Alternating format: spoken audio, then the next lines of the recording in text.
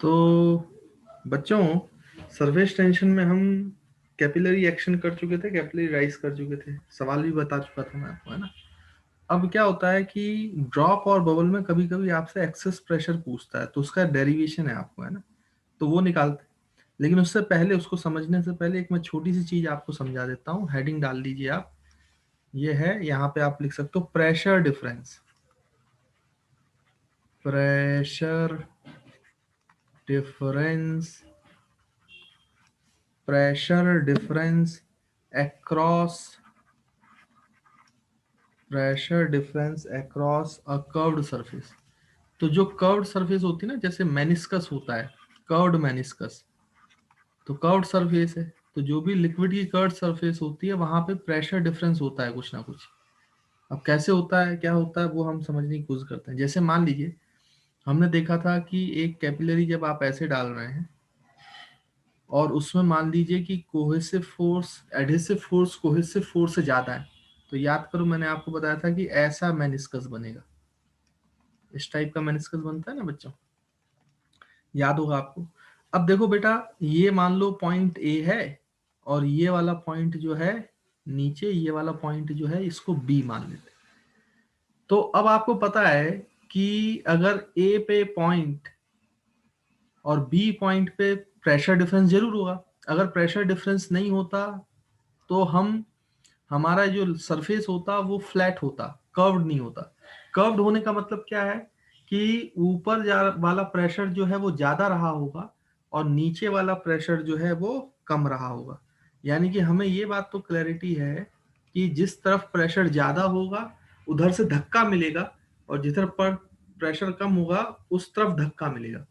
तो ये कर्व उस तरफ होगा जिस तरफ प्रेशर कम है।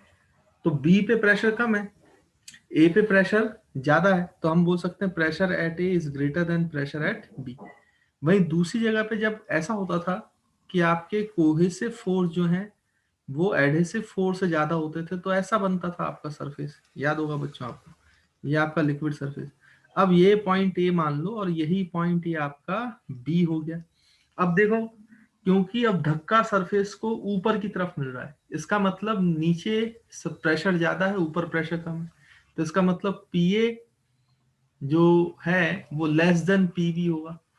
अब आप इसको ऐसे याद रखें कि कोई भी कर्व्ड सरफेस जब आप देखते हो, तो हमेशा जिस साइड से देखने पे कॉनकेव दिखाई देता है बच्चों। यहां पे देखो, जब आप ए पे बैठोगे तो कॉनकेव दिखाई दे रहा है। तो जिधर से कॉनकेव दिखाई देता है, अंदर की तरफ दिखाई देता है, वहां प्रेशर ज्यादा होता है। तो जैसे यहाँ पे कॉनकेव ए पे बैठने पे दिखाई दे रहा है, तो ए पॉइंट पर प्रेशर ज्यादा होगा।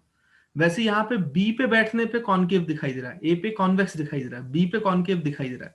तो बी पे प्रेशर ज्यादा है। आप तो ऐसे याद रखें, कोई भी मेनिस्कस है, मेनिस्कस के इधर एक पॉइंट, दूसरी तरफ एक पॉइंट लोगे, तो जिस तरफ जो पॉइंट आप ले रहे हो, उस अगर जिस पॉइंट से देखने पे कॉनकेव सरफेस दिखाई दे रही है, उसको वहां पे प्रेशर हम ज्यादा मानेंगे, और दूसरी जगह पे प्रेशर जो है वो कम मानेंगे। तो मेरे ख्याल से आपको ये पॉइंट जो है कर्व सरफेस के अक्रॉस प्रेशर का, वो क्लियर हो गया होगा। तो इसको हम लिख सकते हैं बच्चों, प्रेशर, यहाँ पे आप इसको ऐसे लिख लीजिए कि pressure, pressure difference, pressure difference across, pressure difference across a curved surface, across a curved surface, surface, surface, pressure difference across a curved surface, comma, we can say that, we can say that pressure, यहाँ पे इन लिख लो, इन pressure difference across a curve surface we can say that pressure, pressure is more, pressure is more on concave, pressure is more on concave side, concave side compare to, compare to pressure, compare to pressure, compare to pressure on convex side, compare to pressure on convex side, compare to pressure at on convex side, है ना बच्चों। तो अगर किसी pressure difference किसी curve surface के across आपको देखना है तो आप हमेशा याद रखेंगे जो कॉनकेव साइड होती है वहां पे प्रेशर जो है बच्चों वो ज्यादा होता है। तो ये मेरे ख्याल से आपको पॉइंट क्लियर है। अब हम ड्रॉप और बबल में एक्सेस प्रेशर निकालते हैं, अब आपको चीजें समझ में आ जाएंगी, है ना। तो बच्चों इसको जल्दी से लिखो, फिर मैं इसको क्लियर करता हूँ। तो देखो बच्चों, अब हम यहाँ पे जल्दी से डेरिवेशंस भी कर लेते हैं। तो आप पहला लिखेंगे एक्सेस प्रेशर, एक्सेस प्रेशर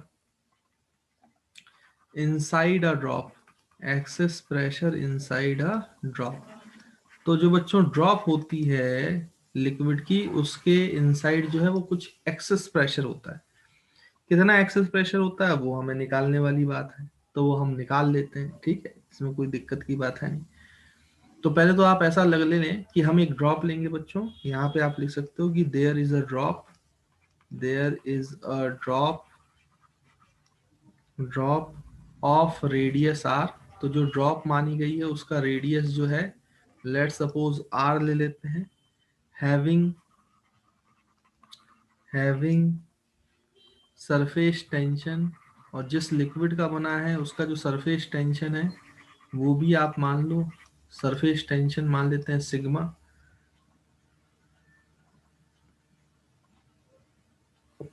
है ना बच्चों। तो एक ड्रॉप और रेडियस आर की मान ली और उसका जो सरफेस टेंशन है वो हमने बच्चों सिग्मा मान लिया। तो ये मान लीजिए कि हमारी ड्रॉप है। अब ड्रॉप है तो मैंने आपको पहले ही बोला था ड्रॉप में अंदर लिक्विड होता है, ड्रॉप का मतलब तो यही होता है। तो अंदर अगर लिक्विड है तो आप समझ पा रहे होंगे कि इसकी एक सरफेस है जो फ्री है, मतलब ओपन टू एयर है, एक ही सरफेस है। अब देखो बच्चों इसका जो रेडियस है वो है आर, तो रेडियस तो हमने आर मानी इस ड्रॉप की, है ना। अब क्या होगा, आपको ये दिख रहा है भाई कि किसी भी इसके सरफेस के एक अंदर पॉइंट ले लो, एक बाहर पॉइंट ले लो, जो बाहर वाला पॉइंट है वहां का प्रेशर बोलेंगे पी आउट, जो अंदर वाला पॉइंट है वहां का प्रेशर हम बोलेंगे पी इन। अब आप ध्यान से देखो ये जो मेनिस्कस है या कर्व्ड सरफेस है स्फेरिकल ड्रॉप की, यहां पे आपको कहां से बैठने पे कॉनकेव दिखाई दे रहा है, पी इन पर, मतलब इनसाइड वाले पॉइंट पे कि आउटसाइड वाले पॉइंट पे। तो आपको समझ में आ रहा होगा कि कॉनकेव आपको दिखाई देता है जब आप इनसाइड बैठते हैं, तो जिधर से कॉनकेव दिखाई देता है वहां प्रेशर ज्यादा है। इसका मतलब मुझे ये बात समझ में आ गई कि इनसाइड जो प्रेशर है वो आउटसाइड प्रेशर से ज्यादा है। तो आउटसाइड के कंपैरिजन में कुछ तो एक्सेस प्रेशर होगा ना बच्चों, कुछ तो एक्सेस प्रेशर। अगर इनसाइड का प्रेशर ज्यादा है और आउटसाइड का कम है तो ऑब्वियस सी बात है यहाँ पे कुछ ना कुछ एक्सेस प्रेशर जरूर है। आउटसाइड से कुछ तो ज्यादा होगा ना, जितना ज्यादा होगा उसको एक्सेस प्रेशर बोला जा रहा है। तो यहाँ पे एक्सेस प्रेशर जो है बच्चों उसका मतलब है डेल्टा पी, डेल्टा पी मतलब P in minus P out, है ना। आउटसाइड से कितना ज्यादा प्रेशर है इनका, तो वो प्रेशर वो एक्सेस प्रेशर है। अब जो ये एक्सेस प्रेशर है बच्चों, क्योंकि इनसाइड का ज्यादा है, तो जो ये जितना ज्यादा प्रेशर है इस पूरी वॉल को, ये जो आपका ड्रॉप है इसकी पूरी सरफेस को ये धक्का देगा, धक्का देगा बाहर की तरफ धक्का देगा। सो जो बाहर की तरफ धक्का देगा, तो बाहर की तरफ जब ये धक्का देगा तो इसका थोड़ा बहुत थोड़ा बहुत थोड़ा बहुत हम मान के चल रहे हैं, थोड़ा बहुत क्या चेंज हो जाएगा बच्चों, इसका रेडियस बदल जाएगा। भाई सब तरफ से एक्सेस प्रेशर जो डेल्टा पी है, थोड़ा सा प्रेशर ज्यादा है, तो ये हर पॉइंट पे हर पॉइंट पे हर पॉइंट पे हर पॉइंट पे सरफेस के हर पॉइंट पे धक्का दे रहा है, धक्का दे रहा है, धक्का दे रहा है। अगर ये धक्का दे रहा है एक्सेस प्रेशर तो इसकी वजह से इसका रेडियस चेंज हो गया होगा। मैं मान लेता हूं कि इसका रेडियस आर से थोड़ा सा चेंज हो गया, थोड़ा सा एक्सेस प्रेशर की वजह से, डी आर, डी आर। यानी जो अब ये बबल हो गया है एक्सेस प्रेशर की वजह से चेंज होके, ये जो आपका बबल है इसका जो अब रेडियस हो गया है ये हो गया, आर तो था, एक्सेस प्रेशर की वजह से थोड़ा सा चेंज हो गया और रेडियस बढ़कर डी आर हो गया, तो आर प्लस डी आर हो गया। अब बच्चों जो ये एक्सेस प्रेशर है इसने जो फोर्स लगाया उसकी वजह से डी आर आया, तो मतलब एक्सेस प्रेशर की वजह से फोर्स लगा पूरे ड्रॉप में, सरफेस ऑफ ड्रॉप पर, उसकी वजह से उसका रेडियस बढ़ा यानी डिस्प्लेसमेंट हुआ। तो इसका मतलब कुछ ना कुछ वर्क डन किया गया है, कुछ ना कुछ वर्क डन किया है एक्स एक्सप्रेशन। तो कितना वर्क डन किया है ये हम निकाल सकते हैं।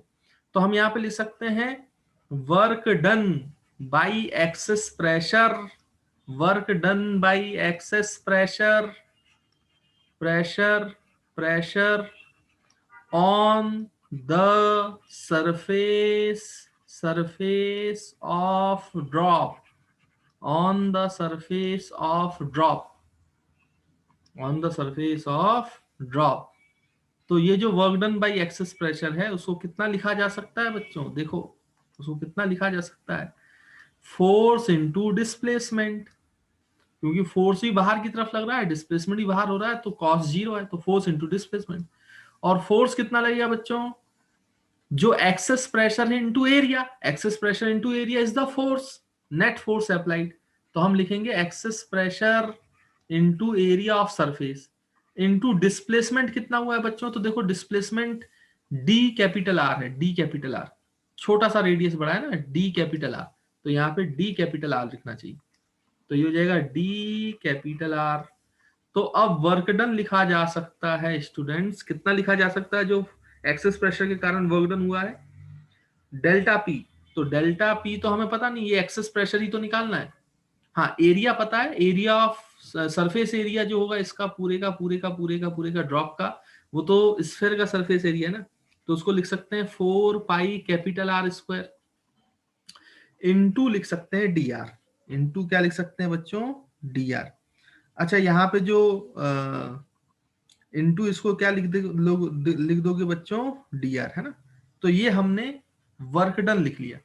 तो ये वर्क डन निकालने का एक तरीका है, फोर्स इनटू डिस्प्लेसमेंट। लेकिन सोचो बच्चों ये जो वर्क डन है ये पॉजिटिव वर्क डन है, मतलब ये वर्क डन जो है ये किस फॉर्म में स्टोर हुआ होगा, किस फॉर्म में स्टोर हुआ होगा, तो ये फॉर्म होगा सरफेस एनर्जी का। देखो रेडियस बढ़ने से सरफेस भी तो बढ़ गई, और सरफेस बढ़ गई तो सरफेस के मॉलिक्यूल्स बढ़ गए, और सरफेस के मॉलिक्यूल्स बढ़ गए तो सरफेस की एनर्जी भी बढ़ गई। तो जो एनर्जी चेंज आई है, सरफेस एनर्जी में जो चेंज आया है चेंज इन एरिया की वजह से, वो भी तो इस वर्क डन की वजह से आया है। जो ये वर्क डन है ये किस में स्टोर हुआ है, इन सरफेस एनर्जी में, एक्स्ट्रा सरफेस एनर्जी में स्टोर हो गया है। तो हम बोल सकते हैं कि this work done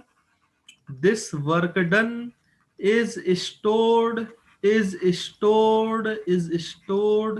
in the form of extra surface energy, extra surface energy, क्योंकि एरिया बढ़ रहा है, सरफेस एरिया बढ़ रहा है फ्री सरफेस का, सरफेस एनर्जी। अब बच्चों extra surface energy date is delta U, delta U ये निकालना तो हम जानते हैं भाई, जो वर्क डन है वही स्टोर हो गया डेल्टा यू में, तो वर्क डन को निकालने का एक और तरीका डेल्टा यू से। और डेल्टा यू क्या होता है भाई, याद करो मैंने आपको बताया था, अगर सिग्मा से आप किसका मल्टीप्लाई करोगे, चेंज इन एरिया का, तो आपको डेल्टा यू मिल जाता है। यानी वर्क डन निकालने का तरीका है सिग्मा इंटू डेल्टा ए। तो यहाँ पे वर्क डन आप लिख सकते हो सिग्मा, डेल्टा ए क्या लिखेंगे बच्चों, final area minus initial area. तो लिखते हैं भाई फाइनल एरिया, तो सिग्मा फाइनल सरफेस एरिया, तो फाइनल रेडियस है आर प्लस डी आर, तो ये हो जाएगी बच्चों 4 pi R plus D R का whole square, minus initial area 4 pi capital R square, initial तो रेडियस आर था ना। अब देखो बच्चों आपको इसको ब्रैकेट ओपन करना पड़ेगा, तो ब्रैकेट ओपन कर लो, 4 पाई तो बाहर आ जाएगा तो निकाल लो, सिग्मा बी है अंदर बचेगा, ब्रैकेट ओपन करके r square plus D R का square plus 2 r d r minus r square, 4 pi तो कॉमन आ गया, तो आर स्क्वायर और आर स्क्वायर कैंसिल बच्चों, आर स्क्वायर और आर स्क्वायर तो कैंसिल कर सकते हैं। और जो ये डी आर स्क्वायर है बच्चों इसको नेग्लेक्ट कर सकते हैं, क्यों नेग्लेक्ट कर सकते हैं, डी आर बहुत छोटा है, तो डी आर का स्क्वायर जैसे 0.01 बहुत छोटा होता है, अब 0.01 का स्क्वायर कर दो तो 0.0001 हो जाएगा, यानी लगभग जीरो के बराबर ना, तो नेग्लेक्ट कर सकते हैं, क्योंकि डी आर बहुत छोटा है तो डी आर का स्क्वायर और भी छोटा होगा, एरर में भी मैंने बताया था ऐसा, तो वहां पे आप इसको नेग्लेक्ट कर सकते हो भाई, नेग्लेक्ट कर सकते हो, तो नेग्लेक्ट कर दिया, कोई दिक्कत की बात नहीं। तो यहाँ पे क्या बचा भाई, आपका वर्क डन बचा कितना बच्चों, 4 पाई सिग्मा, और ये बचा 2r dr, 2r dr। अब इसको मल्टीप्लाई कर दो तो ये 8 हो जाता है, तो work done is equals to 8 pi sigma r dr, 8 pi sigma r dr, है ना बच्चों। तो ये 8 पाई सिग्मा r dr बचा। तो वर्क डन हमने कितना लिखा था पुरानी मेथड से, excess pressure that is delta P multiplied by 4 pi r square dr, और यहाँ पे कितना बचा भाई, 8 पाई सिग्मा r dr। अब देखो भाई, जो कैंसल हो रहा है उसको कैंसल कर दो, इसमें कोई दिक्कत की बात नहीं है ना। तो कैंसिल कर लेते हैं बच्चों। तो आप देखो यहां से आपको समझ में आ रहा होगा, 4 पाई और ये 8 पाई, तो ये 2 बचेगा 4 से कैंसिल होने, और डी आर कैंसिल होगा, एक आर और यहां से एक आर स्क्वायर कैंसिल होगा, तो 2 सिग्मा बचा और यहाँ आर बचा, आर को नीचे ले जाओ, तो जो एक्सेस प्रेशर इन ड्रॉप बचा वो आया 2 सिग्मा बाई आर। देखो ये आर नीचे जाएगा ना, 2 sigma by R, 2 sigma by. This is the excess pressure inside the drop. Drop में बच्चों ये एक्सेस प्रेशर होता है। वेरी वेरी इंपॉर्टेंट फॉर्मूला, रात को 2 बजे भी कोई पूछ ले उठा के तो याद होना चाहिए, क्योंकि मैं आपको बताऊं तो ऐसा कोई एग्जाम नहीं है आज तक के कंपटीशन में कि ये फॉर्मूला ना पूछा गया। कई बार तो कुल मिला के ये फॉर्मूला ही दिया जाता है कि एक्सेस प्रेशर इनसाइड, बस टिक करके आना होता है ऑप्शन, इसलिए भूलने वाली चीज नहीं है, बहुत इंपॉर्टेंट है, याद रखेंगे। एक्सेस प्रेशर जो ड्रॉप का है वो है 2 सिग्मा बाई आर, है ना बच्चों। तो इस बात को ध्यान रखें, याद रखें, क्योंकि ये इंपॉर्टेंट फैक्ट है ना। तो आई होप आपको access pressure inside the drop जो है वो अच्छे से समझ में आया होगा।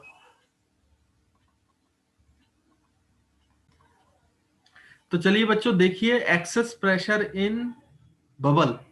तो अब मैं क्या कर रहा हूं कि मैं ये पूरा नहीं मिटा रहा हूं, है ना बच्चों। बबल में सिर्फ थोड़ी सी एक जगह पे चेंज आता है, बाकी पूरा सेम रहता है। तो मैं वही सेम लिखता हूं, जहां जहां कुछ कुछ चेंज है वहां वहां चेंज कर देता हूं, और आप लोगों को फिर से दोबारा लिखना पड़ेगा, है ना। बाकी अब आप हेडिंग डाल लें एक्सेस प्रेशर इन बबल। तो पहले तो यहाँ से हम क्या करते हैं, ड्रॉप शब्द यूज हटा देते हैं, यहाँ भी ड्रॉप हटाना पड़ेगा हमें, है ना। और देख लो, और कोई दिक्कत की बात नहीं है, डायग्राम भी अभी हटा लेते हैं फिलहाल, बबल वाला डायग्राम बनाना पड़ेगा। अब आपको पता है बबल ऐसी चीज है जिसमें 2 फ्री सरफेस होंगी, एक फ्री सरफेस होगी, याद करो, ये मैंने आपको बताया था। अब चलो लिखना चालू करते हैं भाई। तो यहाँ पे सबसे पहले तो जो है वो क्या आएगा बच्चों, यहाँ तो सबसे पहले ड्रॉप से हटाकर एक्सेस प्रेशर इन बबल, तो this is second part of excess pressure in a bubble. तो हम बोलेंगे there is a bubble of radius R and surface tension sigma, सही बात है। और ये बबल में भी आप देखोगे तो ये बबल है, तो अंदर कोई लिक्विड नहीं है, तो अंदर की सरफेस भी एयर के कांटेक्ट में, बाहर की भी सरफेस है। तो बबल में याद रखेंगे 2 फ्री सरफेस होती है, 2 फ्री सरफेस, बस ये अंतर आता है और कुछ भी नहीं। 2 फ्री सरफेस, लेकिन कॉनकेव साइड अभी भी इनसाइड वाला पॉइंट है बच्चों। तो ये पी इन है और ये जो है पी आउट है, और आपको पता है कि पी आउट अभी भी कम है, पी इन ज्यादा है, क्योंकि इनसाइड जाने से आपको कॉनकेव नजर आ रहा है, तो इसमें तो कोई दिक्कत है नहीं। फिर से वही बात है कि भाई एक्सेस प्रेशर की वजह से इसमें कुछ ना कुछ फोर्स लगेगा, और फोर्स की वजह से इसके रेडियस में कुछ चेंज आएगा। तो पहले अगर रेडियस आर था तो ये बढ़कर कितना हो जाएगा बेटा, डी आर, है ना। तो आप बोल सकते हो कि जो नया रेडियस है बबल का एक्सेस प्रेशर की वजह से वो आर प्लस डी आर है, सेम वही चीज, कोई दिक्कत की बात नहीं। इस एक्सेस प्रेशर की वजह से वर्क डन होगा, तो work done by excess pressure on the surface of drop, drop नहीं लिखना है, ड्रॉप की जगह यहाँ पे आप बबल लिखना है, बबल। तो यहाँ पे अभी भी क्या लिखा जाएगा बेटा, बबल। लेकिन अभी भी यही बात है, एक्सेस प्रेशर की वजह से जो बबल पर फोर्स लग रहा है वो फोर्स इंटू डिस्प्लेसमेंट, मतलब excess pressure into area of cross section, और एरिया अभी भी 4 पाई r स्क्वायर ही है, और इंटू डिस्प्लेसमेंट जो है वो डी आर है। तो ये सब तो अभी भी वैसे ही चलेगा, कोई दिक्कत की बात। चेंज कहाँ आएगा, यहाँ आने वाला चेंज, मतलब वर्क डन जो होगा वो स्टोर हो जाएगा in the form of extra surface energy. तो वो सिग्मा इंटू डी ए सही है, area final into area initial सही है। लेकिन यहाँ पे जब आप एरिया लिख रहे हैं तो यहाँ पे थोड़ा ध्यान देने वाली बात है, फाइनल एरिया जब आप लिखोगे तो 4 pi R plus D R का होल स्क्वायर तो है, लेकिन 2 बार, एक अंदर वाली फ्री सरफेस के लिए, एक बाहर वाली। याद करो हमने पहले भी ऐसा किया था, क्योंकि यहाँ 2 फ्री सरफेस हैं तो एक्स्ट्रा सरफेस बाहर भी बढ़ रही है और अंदर भी बढ़ रही है, जबकि ड्रॉप में केवल बाहर बढ़ रही थी, अंदर तो लिक्विड था। तो यहाँ पे एक्स्ट्रा फ्री सरफेस जो है वो दोनों तरफ बढ़ रही है, अंदर भी और बाहर भी, इसलिए यहाँ पे 2 का मल्टीप्लाई करना पड़ेगा। तो ये 4 ना लिख के आपको 8 लिखना पड़ेगा, तो ये भी 4 ना लिख के आपको 8 लिखना पड़ेगा, इनिशियल भी दोनों तरफ है तो 8 लिखना पड़ेगा। यानी कि यहाँ पे 8 पाई बाहर आएगा, यहां से फिर से ये निगलेक्ट हो जाएगा, ये 2 पाई होगा। तो जब ये 2 आर, तो ये पहले से 8 था बच्चों, है ना। फिर ये 8 इंटू 2, तो ये हो जाएगा 16, ये अंतर आता है। तो यहाँ पे ये 16 पाई होगा। तो यहाँ पे भी बच्चों ध्यान से देखो, यहाँ पे फिर से मैं लिखता हूं, तो यहाँ पे 16 पाई था, 16 पाई। तो देखो पाई और पाई तो कैंसिल हुए, 4, क्योंकि ये वाला वर्क डन तो उतना ही था ना, तो ये उतना ही लिखा जाएगा। तो 4 कैंसिल, 16 से 4 कैंसिल, तो ये 4 बचता है, और आर आर सब कैंसिल, तो एक आर ये बचेगा। तो यहाँ पे 2 की जगह बस कितना आंसर आता है बबल के केस में, 4, 4 है ना बच्चों। तो 2 की जगह ये 4 हो जाएगा। यानी एक्सेस प्रेशर इन बबल जो है उसका फॉर्मूला हो जाएगा 4 सिग्मा बाई आर। और आप ऐसे याद रख सकते हो, अगर जो लिक्विड का ड्रॉप है या बबल है स्फेरिकल शेप है, अगर एक फ्री सरफेस तो 2 सिग्मा बाई आर, और 2 फ्री सरफेस तो 4 सिग्मा बाई आर। एक फ्री सरफेस तो 2 sigma by R, 2 free surface तो 4 सिग्मा बाई आर। याद रखेंगे, तो बबल में 2 सरफेस होती हैं इसलिए 4 सिग्मा बाई आर, और ड्रॉप में एक सरफेस होती है इसलिए 2 सिग्मा बाई आर। तो ऐसे आप याद रखें। तो this is the excess pressure in bubble. तो मेरे ख्याल से इसमें भी कोई परेशानी नहीं है, आपको ये डेरिवेशन भी अच्छे समझ में आ गया। ड्रॉप आ जाता है तो बबल में कोई दिक्कत ही नहीं होती, बस 2 का मल्टीप्लाई होता है जहां सरफेस एनर्जी लिखते हैं, क्योंकि एक्स्ट्रा सरफेस दोनों तरफ बढ़ती है, अंदर भी और बाहर भी। तो आई होप बच्चों आपको ये कॉन्सेप्ट भी क्लियर है। तो देखिए बच्चों, आपका सरफेस टेंशन वाला जो पोर्शन है वो तो खत्म हो गया। अब आते हैं हम विस्कोसिटी पर, है ना। तो आप हेडिंग डालेंगे विस्कोसिटी। विस्कोसिटी, अब विस्कोसिटी क्या होता है, तो आपको अगर मैं सिंपल भाषा में बोलूं तो लिक्विड की लेयर्स के बीच में जो फ्रिक्शन लगता है बच्चों, या आप बोल सकते हो लिक्विड में जो फ्रिक्शन लगता है, लिक्विड में फ्रिक्शन, उसी को विस्कोसिटी बोलते हैं, उसी को विस्कोसिटी बोलते हैं। होता क्या है, जैसे कि मान लीजिए कि ये सरफेस है, इसमें जब पानी बहेगा तो लेयर वाइज बहता है बच्चों। तो एक लेयर वो होती है पानी की जिसकी जो किसके साथ चिपक के चलती है बच्चों, सरफेस के साथ, सरफेस के साथ। लेकिन जो ये वाली लेयर होती है जो सरफेस के साथ चिपकती है, वो क्योंकि सरफेस के साथ है तो वहां फ्रिक्शन ज्यादा लगता है, क्योंकि उसके ऊपर और भी पानी है तो नॉर्मल रिएक्शन बढ़ जाता है तो फ्रिक्शन ज्यादा लगता है, तो इसकी सबसे कम स्पीड होती है। फिर इसके ऊपर वाली जो लेयर होती है उसकी थोड़ी ज्यादा स्पीड होती है, उसके ऊपर की जो लेयर होती है उसकी स्पीड थोड़ी और ज्यादा होती है, तो उसके ऊपर की लेयर होती है तो उसकी स्पीड थोड़ी और ज्यादा होती है, ऐसी ऊपर लेयर होती है उसकी स्पीड और ज्यादा होती है, और स्पीड ज्यादा होती है। तो जो टॉप में लेयर होती है, जो टॉप, भाई किसी भी, जैसे रिवर है तो रिवर की जो सरफेस वाली लेयर होगी जिसमें बोट वगैरह चलती हैं, शिप वगैरह चलती है, वो ऊपर सरफेस वाली, उसकी उस लेयर की स्पीड सबसे ज्यादा होती है। उसके नीचे वाली लेयर की स्पीड थोड़ी कम हो जाती है, क्योंकि उसको ऊपर की वजह से भी फ्रिक्शन झेलना है और नीचे वाली लेयर की वजह से फ्रिक्शन झेलना है। फिर उसके नीचे वाली लेयर जो है, ऊपर 2 लेयर आ जाती हैं तो उनका भी फ्रिक्शन लग रहा है और नीचे वाली की भी लग रहा है, तो इस तरीके से वेलोसिटी कम होती जाती है, कम होती जाती है, कम होती जाती है। और आप ऐसा सोचो, जो रिवर बेड है, रिवर बेड से जो लेयर चिपकी हुई है या सरफेस से जो लेयर चिपकी होती है बॉटम मोस्ट पॉइंट पे, उसकी रफ्तार लगभग लगभग ऑलमोस्ट हम 0 मान सकते हैं। मतलब ये जैसे जैसे आप नीचे जाओगे तो वेलोसिटी घटती जाती है, घटती जाती है। अब मान लीजिए कि ये एल हाइट है, मतलब रिवर बेड से जहां पे हमने बेड में रफ्तार 0 मानी है, और सबसे टॉप मोस्ट पॉइंट की जो रफ्तार है उसको हम v मान लें, 0 से लेकर उसकी वेरिएशन जो है, सरफेस से लेयर की स्पीड 0 से एल हाइट में कितनी बढ़ गई बच्चों, v।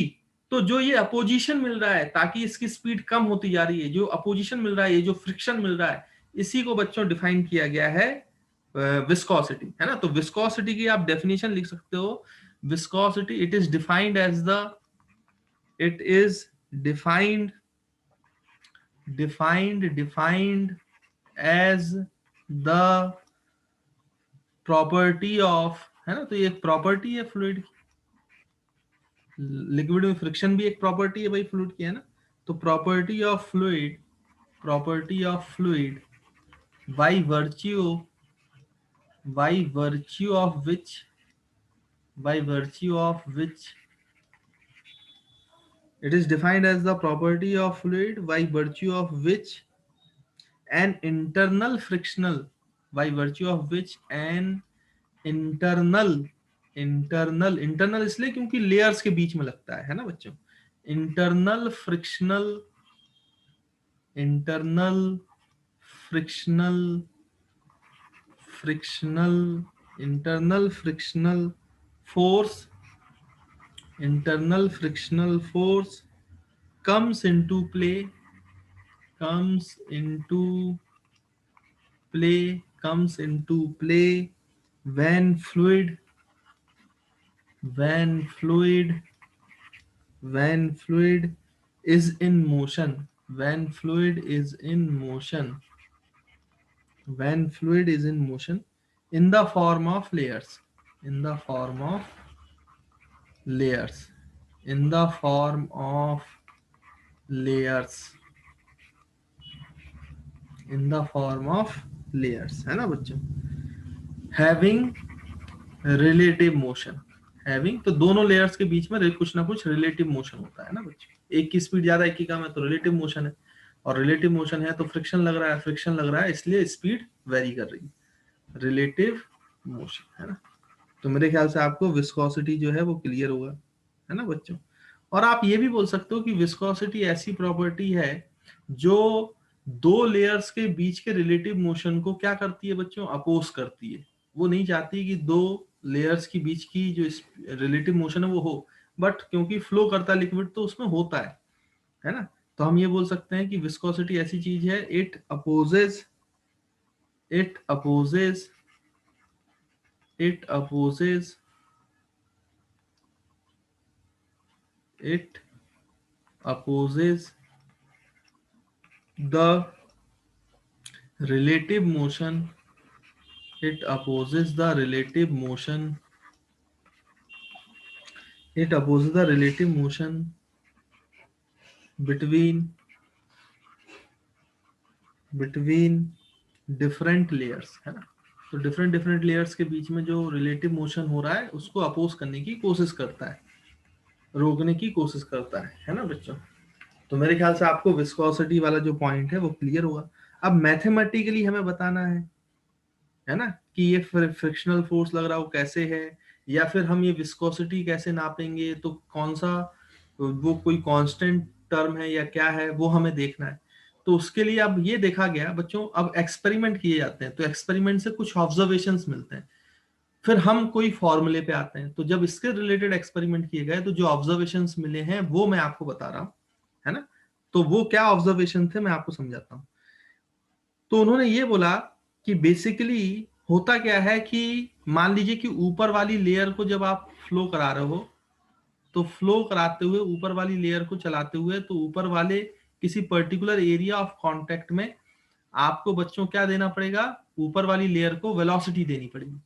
तो जितने एरिया ऑफ कांटेक्ट में बच्चों ये वेलोसिटी दी जाती है, जितना भी ऊपर वाली लेयर जो है वो एरिया ऑफ कांटेक्ट जितना होगा उस पे उतना ही ज्यादा पीछे की तरफ फ्रिक्शन फोर्स लगेगा। ये तो तय है ना भाई, जो फ्रिक्शनल फोर्स है जितना ज्यादा एरिया होगा लेयर्स के बीच का उतनी जगहों पे फ्रिक्शन लगेगा, तो फ्रिक्शन भी कैसा लगेगा बच्चों, ज्यादा लगेगा।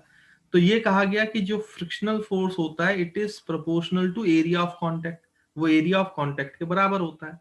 ठीक भाई, कोई दिक्कत की बात नहीं है। फिर उन्होंने कहा कि यहां से यहां एल लेंथ में, एल लेंथ में बच्चों जो चेंज इन वेलोसिटी है तो वो कितनी है, मतलब चेंज इन वेलोसिटी मान लो डेल्टा वी है, एल लेंथ में जो वेलोसिटी में चेंज आया है वो डेल्टा वी मान लो। अगर यहाँ पे इनिशियल यहाँ पे v1 है, यहाँ v2 है, तो v2 माइनस v1। तो चेंज इन वेलोसिटी जो है एल लेंथ में नीचे से ऊपर जितनी लेंथ एल है उसमें चेंज इन वेलोसिटी जो है लेयर्स के बीच में वो डेल्टा वी है। तो अगर मैं per unit change in velocity देखूं, per unit length change in velocity, तो उसको लिखा जाएगा delta V by delta L. अच्छा, इसको बोला जाता है बच्चों वेलोसिटी ग्रेडियंट। वेलोसिटी ग्रेडियंट जब भी आप किसी भी चीज का चेंज जो है वो लेंथ के साथ लेंगे, लेंथ के साथ लेंगे उसको ग्रेडियंट बोलेंगे। जैसे बच्चों आप किसी भी चीज का जब रेट लेते हैं, चेंज लेते हैं टाइम के साथ, तो उसको रेट बोलते थे, रेट, है ना। रेट का मतलब क्या होता है, change in some physical quantity divide by change in time, तो उसको रेट कहा जाता है। वैसे जब आप टाइम की जगह चेंज इन लेंथ लेते हो, किसी भी चीज का चेंज लेंथ के साथ देखते हो, उसको वेलोसिटी ग्रेडियंट बोलते हैं। अब ऐसे टर्म जो है बाद में बहुत आएंगे, जैसे आपका इलेक्ट्रिसिटी जब आप 12th में पढ़ोगे तो वहां पे पोटेंशियल डिफरेंस देखना पड़ेगा पर यूनिट लेंथ, तो उसको पोटेंशियल ग्रेडियंट बोला जाएगा, है ना। तो ये जो वेलोसिटी ग्रेडियंट है, मतलब अगर ये एल लेंथ में ज्यादा चेंज है वेलोसिटी का, तो इसका मतलब फ्रिक्शनल फोर्स भी ज्यादा लगा। और अगर कम चेंज है वेलोसिटी का उतने ही लेंथ में, तो कम फ्रिक्शनल फोर्स लगा। तो जो फोर्स है वो directly proportional to area of cross section है, और force is directly proportional to velocity gradient, that is delta by delta v। Practically हमें ये ऑब्जर्वेशंस मिले तो हमने इन दोनों को मर्ज कर दिया। जो फोर्स है तो हमने कहा it is proportional to area of cross section into velocity of velocity gradient, delta V by delta. अब ऑब्वियस सी बात है, अगर इसको इक्वेट करना है तो एक कांस्टेंट ऑफ प्रोपोर्शनलिटी चाहिए। ये जो कांस्टेंट ऑफ प्रोपोर्शनलिटी है बच्चों, इसको ईटा कहा गया। इसको इस तरीके से डिफाइन करते हैं, ईटा। और ये जो ईटा है इसको बोला गया कोफिशिएंट ऑफ विस्कोसिटी। तो ये आपका फोर्स आ गया, और ये आपका जो है this is proportionality constant, proportionality proportionality constant. और इसको नाम दिया गया बच्चों क्या, प्रोपोर्शनैलिटी कांस्टेंट को बोला गया कोएफिशिएंट ऑफ विस्कोसिटी।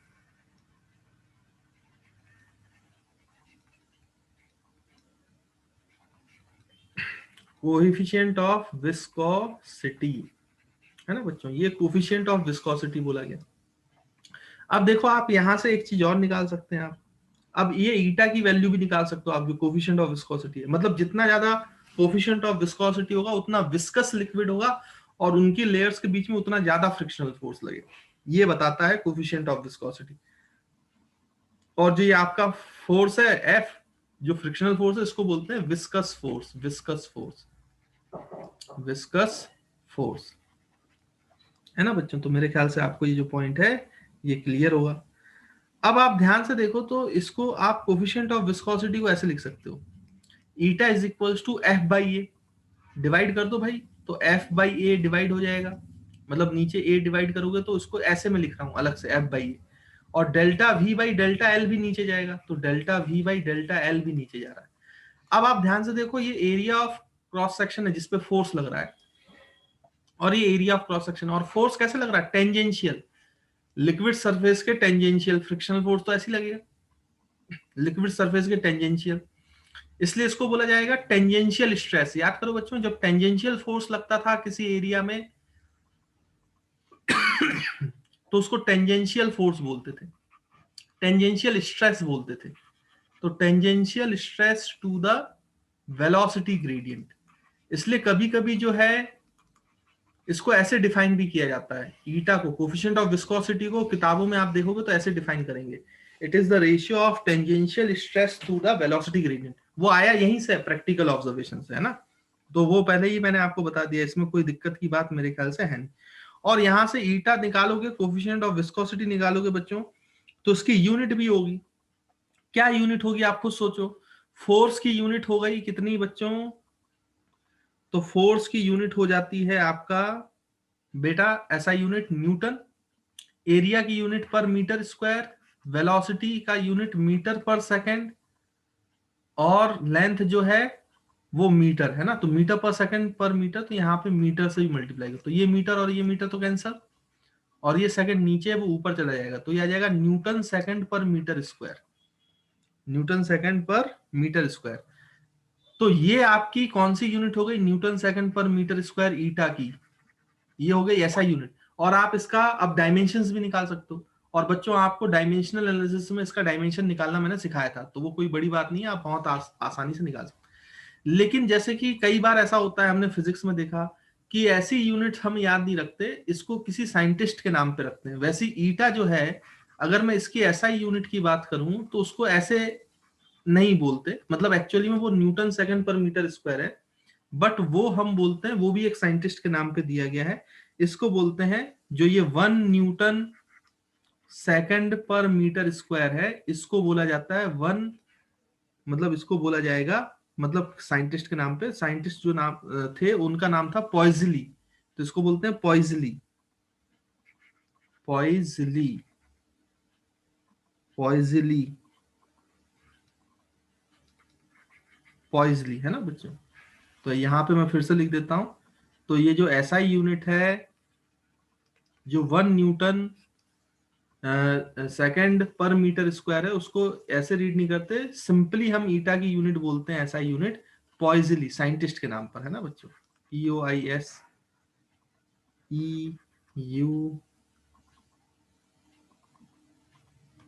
POISEULLI, है ना, पॉइजली। तो ध्यान रखना बच्चों, ये यूनिट जो है, ध्यान रखना आप लोग, पॉइजली बोलते हैं इसकी यूनिट को, है ना, ईटा की यूनिट, यानी कोफिशिएंट ऑफ विस्कोसिटी की एसआई यूनिट ये होती है। और इसकी जो सीजीएस यूनिट होती है बच्चों, वो भी याद रखिएगा, सीजीएस यूनिट होती है 1 पॉइस, सीजीएस यूनिट होती है 1 पॉइस। और अगर आप देखो तो सीजीएस यूनिट होगी डाइन सेकंड पर सेंटीमीटर स्क्वायर, जिसको 1 पॉइस बोला जाता है। तो सीजीएस यूनिट 1 पॉइस है और ऐसा यूनिट 1 पॉइजली है, तो इनमें रिलेशन भी होगा।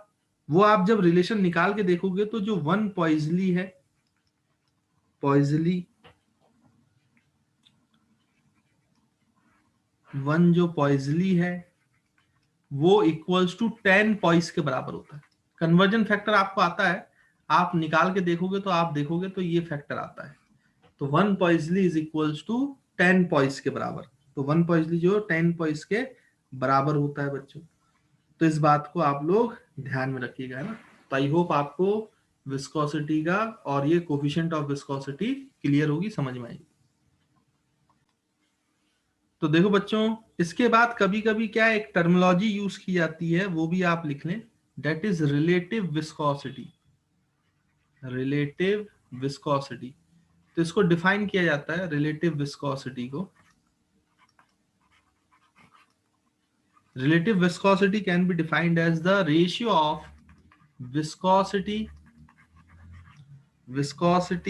of liquid, किसी भी लिक्विड का विस्कोसिटी, अच्छा किसके रेस्पेक्ट में रिलेटिव है, तो किसी के रेस्पेक्ट में देखा जाएगा तो वो वाटर है। तो ratio of viscosity of liquid to the viscosity of water, है ना बच्चों। तो जो रिलेटिव विस्कोसिटी है उसको डिफाइन किया जाता है viscosity of fluid upon viscosity of water. तो ये यूनिटलेस क्वांटिटी है, जैसे कि आपको देख के ही समझ में आ रहा है। और ये वो फैक्टर है जो ये बताएगा कि किसी भी मटेरियल की जो विस्कोसिटी है वो कितने टाइम्स विस्कोसिटी ऑफ वाटर से बड़ा है, कितने टाइम्स विस्कोसिटी ऑफ वाटर से बड़ा है। तो ये फैक्टर जो है ये रिलेटिव विस्कोसिटी हमें देता है। तो मेरे ख्याल से आपको रिलेटिव विस्कोसिटी भी बच्चों अच्छे से क्लियर होगी, है ना। इसके बाद स्टूडेंट, इसमें एक और बहुत इंपॉर्टेंट एक डेरिवेशन है, उसके बारे में बात करते हैं, जिसको बोलते हैं स्टोक्स लॉ। और यहाँ से एक टर्मिनल वेलोसिटी का डेरिवेशन करना है, तो उसके बारे में हम चर्चा करते हैं ना। तो इसको जल्दी से नोट कर लीजिए, फिर आगे बढ़ते हैं। अब देखिए बच्चों, इसमें एक इंपॉर्टेंट लॉ है जिसको बोलते हैं स्टोक्स लॉ, है ना। तो अब आप हेडिंग डाल लेंगे स्टोक्स लॉ। अब ये क्या होता है स्टोक्स लॉ बच्चों, इसको समझ लेते हैं पहले तो देखिए होगा क्या कि अगर मान लीजिए कि आपने ऐसा वेसल है, वेसल में आपने क्या किया भाई, इस तरीके से इस तरीके से इस तरीके से एक बॉल, स्फेरिकल शेप का बॉल जो है वो आपने ड्रॉप कर दिया, ड्रॉप। तो जब आप इसको ड्रॉप करोगे बेटा, तो यहाँ पे क्या होगा कि ये नीचे जाएगा, नीचे जाएगा, नीचे लगेगा mg फोर्स, नीचे लगेगा बच्चों कौन सा फोर्स, mg फोर्स। बट क्या होता है कि जैसे ही नीचे mg फोर्स लगना चालू होता है, तो ये ऊपर की डायरेक्शन में जो ये बॉल के साथ लेयर कांटेक्ट में लिक्विड की लेयर जो बॉल के साथ कांटेक्ट में है, ये जब बॉल नीचे जाती है तो ये लिक्विड का जो कांटेक्ट है वो लेयर इसके तरफ ऊपर की तरफ अपोजिट डायरेक्शन में फोर्स लगाती है, viscous force F V friction लगाएगी ना भाई। कोई बॉल है नीचे जा रही है तो फ्रिक्शन लगाएगी। अच्छा, अलग अलग लिक्विड में ये फ्रिक्शन अलग अलग होगा। जैसे वाटर है तो वाटर बहुत कम फ्रिक्शन देता है, तो उसमें ये जो बॉल है ये जल्दी से नीचे आ जाएगी, बहुत तेजी से नीचे आ जाएगी। लेकिन सोचो यही बॉल अगर आप शहद में डालो, हनी में डालो, तो ये बहुत धीरे धीरे नीचे जाएगी। अब धीरे धीरे क्यों नीचे जा रहा है? क्योंकि जो शहद विस्कस फोर्स लगा रहा है अपोजिट डायरेक्शन में, हनी जो विस्कस फोर्स लगा रहा है वो वाटर के विस्कस फोर्स से कहीं ज्यादा है। इसलिए विस्कस फोर्स जो है वो डिपेंड करता है कैसा लिक्विड है ना। तो बेसिकली ये बात है कि ऊपर अपोजिट डायरेक्शन में विस्कस फोर्स जरूर लगता है। अच्छा, विस्कस फोर्स जो होता है ना, ये देखा गया है जब आप किसी लिक्विड में ऐसे बॉल डालते हो, बॉल के लिए जो विस्कस फोर्स होता है वो वेलोसिटी के प्रोपोर्शनल होता है। मतलब जितनी ज्यादा वेलोसिटी होगी इस बॉल की, उस पे विस्कस फोर्स उतना ज्यादा लगेगा। तो ये जो वेलोसिटी से रिलेशन है विस्कस फोर्स का, अपोजिट फोर्स का, रेजिस्टेंस फोर्स का, ये जो रिलेशन बताया था स्फेरिकल बॉल के लिए, उसको हम स्टोक्स लॉ बताते हैं। भाई दूसरे ऑब्जेक्ट के लिए नहीं पढ़ रहे हम। स्टोक्स ने ये केवल जो फॉर्मूला बताया था ये निकाल कर बताया था किसके लिए? केवल आपका जो है स्फेरिकल बॉल के लिए। दूसरे ऑब्जेक्ट के लिए दूसरा विस्कस फोर्स लगता है, उसका फॉर्मूला दूसरा होगा। लेकिन दूसरे ऑब्जेक्ट के लिए हमारे कोर्स में बात नहीं की गई है, हमारे कोर्स में केवल स्फेरिकल बात की गई है, इसलिए हम केवल स्टोक्स लॉ पढ़ रहे हैं। तो मेरे ख्याल से आपको पॉइंट क्लियर है। तो यहाँ पे स्टोक्स लॉ के नीचे आप लिख सकते हो कि when a body when a body falls when a body falls through a liquid when a body falls through a liquid when a body falls through a liquid, it it drags का मतलब वही कि layer से घिसट घिसट के friction लग के जाएगा, है ना बच्चों। इट ड्रैक्स द लेयर, तो वो ड्रैग लेयर को खींचेगा, ड्रैग करेगा, तो लेयर भी अपोजिट डायरेक्शन में फ्रिक्शन लगाएगा।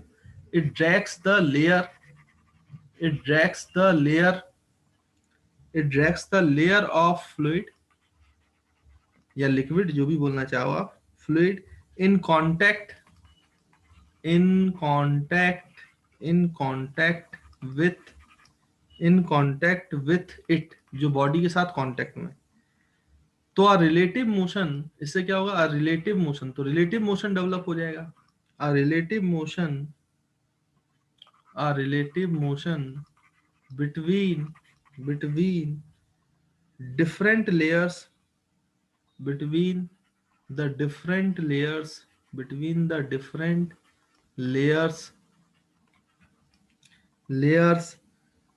of fluid different layers of fluid is set up is set up is set up and as a result and as a result and as a result and as a result the body experiences retarding force, जो viscous force retarding force है ना, body experiences retarding force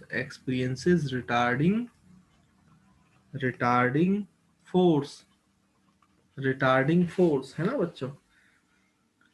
तो retarding force वो experience करती है, इसी को हम बोलते हैं जो है स्टोक्स लॉ, है ना बच्चों। तो जो ये विस्कस फोर्स होता है या रिटार्डिंग फोर्स होता है, रिटार्डिंग फोर्स या फिर इसी को विस्कस फोर्स भी बोलते हैं, विस्कस फोर्स।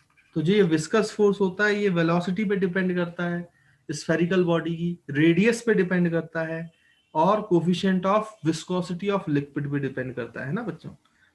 तो इसको आप चाहे, मतलब इसका जो फॉर्मूला आता है, डेरिवेशन हमारे कोर्स में नहीं है तो यहाँ पे हम इसका डेरिवेशन नहीं कर रहे हैं, मैं आपको डायरेक्ट फॉर्मूला बता रहा हूँ। जो ये एफ भी लगता है विस्कस फोर्स, वो लगता है बच्चों कितना, F V is equals to 6 pi eta R V, where R is the radius of ball and V is the velocity. याद है, तो आपको ईटा तो पता ही है क्या है, 6 पाई कांस्टेंट है, r जो है ये रेडियस ऑफ स्फेरिकल बॉडी है, radius of spherical body, spherical body, और जो v है this is velocity of body. तो जैसे जैसे इसकी वेलोसिटी बढ़ेगी तो विस्कस फोर्स भी बढ़ेगा, वेलोसिटी ऑफ बॉडी, है ना। तो मेरे ख्याल से बात आपको क्लियर है बच्चों। अच्छा, इसमें क्या होता है, जैसे ये बॉल को ड्रॉप किया तो ये तो एग्जाम्पल हो गया विस्कस फोर्स का, और कहाँ ऐसा एग्जाम्पल देखने को मिलेगा, सिंपल पेंडुलम बच्चों।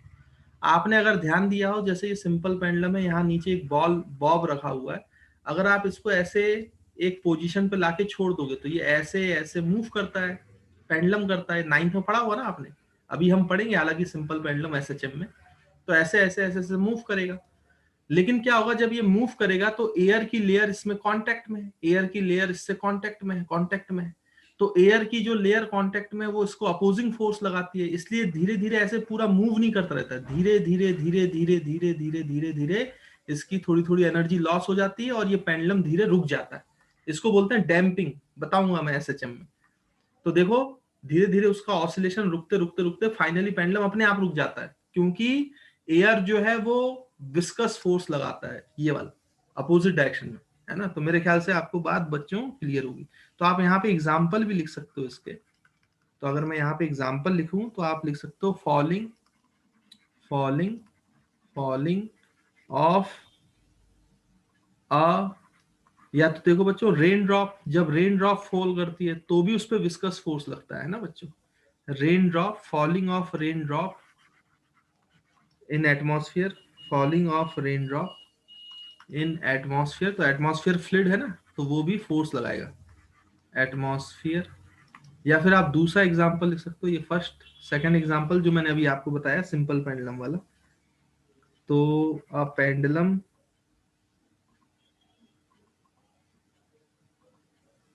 या फिर आप ऐसा लिख सकते हो स्विंगिंग, है ना बच्चों, swinging of a pendulum, pendulum bob bob are swinging of a pendulum bob, तो उस पर भी विस्कस फोर्स लगता है। तो ये कुछ एग्जांपल्स हैं बच्चों, है ना। तो ये भी मैंने आपको बता दिया, तो मेरे ख्याल से आपको स्टोक्स लॉ जो है वो क्लियर होगा। और याद रखिएगा जो विस्कस फोर्स होता है वो proportional to velocity of object होता है, और विस्कस फोर्स हमेशा वेलोसिटी के अपोजिट डायरेक्शन, देखो इस बॉल की वेलोसिटी नीचे की तरफ है तो उसके अपोजिट डायरेक्शन लगता है। तो आप चाहें तो इसको नोट करके लिख भी सकते हैं यहाँ पर कि किसी भी टाइप का विस्कस फोर्स होता है स्फेरिकल बॉडी के लिए वो रेडियस पे डिपेंड करता है, नहीं तो किसी और दूसरे शेप की बॉडी होगी तो वो कुछ दूसरी चीज पे डिपेंड करेगा, लेकिन वेलोसिटी पे जरूर डिपेंड करता है। विस्कस फोर्स हमेशा वेलोसिटी पे डिपेंड करता ही करता है, प्रोपोर्शनल होता है वेलोसिटी के, और अपोजिट डायरेक्शन में लगता है वेलोसिटी के, याद रखेंगे अपोजिट डायरेक्शन। तो इसको आप चाहें तो यहाँ पे नोट करके लिख लीजिए बच्चों, the viscous force, the viscous force is proportional to, the viscous force is proportional to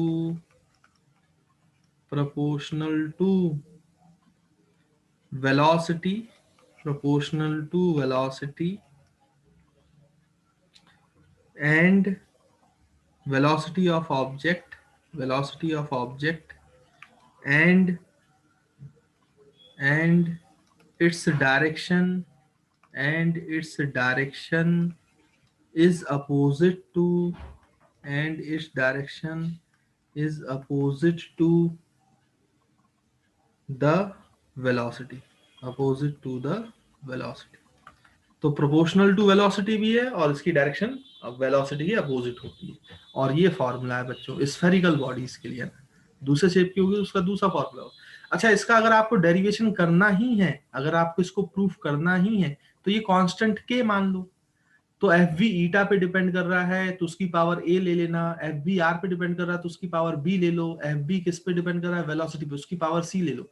अब याद करो डायमेंशनल एनालिसिस लगा लो, डायमेंशनल एनालिसिस, फिर आप दोनों साइड इक्वेट करो, एबीसी की वैल्यू 111 मिलेंगी, आपको करके देख लेना।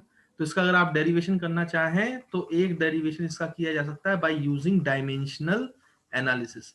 तो आप चाहें तो वहां से करके देख लेना, किताबों में इसी तरीके से इसका डेरिवेशन दिया है। हालांकि जो निकाला जाता है वो अलग होता है, लेकिन अगर करना भी चाहें आप तो डायमेंशनल एनालिसिस से कर सकते हो। अब ये मैं नहीं सिखाऊंगा क्योंकि डायमेंशनल एनालिसिस में आप ये सीख चुके हो, तो आप ये कर सकते हो, है ना। तो आई होप बच्चों आपको ये जो पॉइंट है स्टोक्स लॉ वाला वो क्लियर होगा।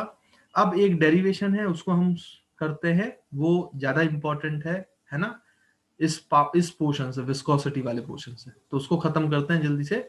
तो लगभग आपका ये जो विस्कोसिटी वाला सेक्शन है और फ्लूइड मैकेनिक्स है वो खत्म हो जाएगा, है ना बच्चों। तो पहले इसको जल्दी से नोट कर लीजिए, फिर आगे बढ़ते हैं। अब देखिए बच्चों, अब ये जो स्टोक्स लॉ है इससे रिलेटेड एक डेरिवेशन है टर्मिनल वेलोसिटी का, उसको देख लेते हैं। पहले मैं आपको समझा देता हूं कि टर्मिनल वेलोसिटी क्या है ना। तो आप यहाँ पे ऊपर हेडिंग डाल सकते हैं टर्मिनल वेलोसिटी, टर्मिनल वेलोसिटी, और इसको हम डिनोट करेंगे VT से, टर्मिनल वेलोसिटी। अब क्या होता है इसको मैं आपको समझा देता हूँ। यहाँ पे देखो बच्चों, जैसे वही है आपका एक बीकर है, इसमें एक फ्लूइड डला हुआ है इस तरीके से, है ना। फ्लूइड है इस तरीके से, लिक्विड है ना। अब इसमें आपने एक स्फेरिकल बॉल को छोड़ दिया। इस स्फेरिकल बॉल की जो रेडियस है वो R है, R इज द रेडियस, है ना, ये तो हम मान लिया। और इसका जो मास है तो वो मास जो है उसको हमने m मान लिया, कोई दिक्कत की बात नहीं, ठीक है भाई, इसमें कोई समस्या है ही नहीं। अब होगा क्या कि ये जो है ये बॉल, इसका रेडियस r है, मास m है, और डेंसिटी सिग्मा मान लो बच्चों। इसकी डेंसिटी जो है वो सिग्मा है, डेंसिटी जो है वो सिग्मा है स्फेरिकल बॉल की, जबकि लिक्विड की डेंसिटी जो है वो रो है। तो rho is the density of liquid, density of liquid in which this spherical body is immersed.